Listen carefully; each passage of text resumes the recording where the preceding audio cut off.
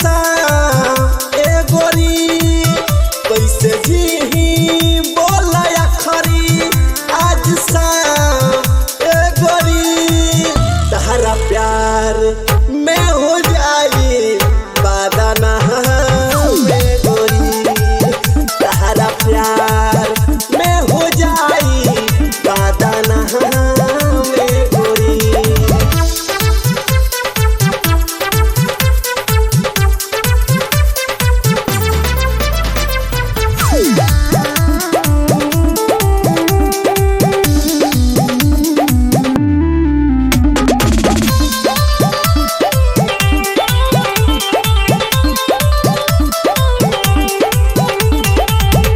आसरा धरा के कोइलू बदल हो काहे ना मनीषा देलू विपुला के फल हो।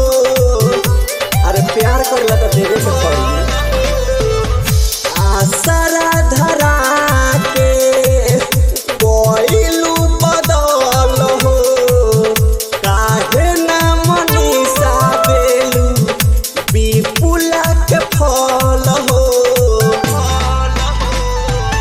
जानती ही मुकेशवा सोरया ए गोरी जानती ही हमारा सिलुआ सोरया ए गोरी तहरा प्यार में हो जाई बादाना में गोरी प्यार में विपुला हो जाई बादाना में गोरी तोहरा याद में जपी राम राम ए गोरी तोहरा याद में जपी राम राम ए गोरी तहरा प्यार में हो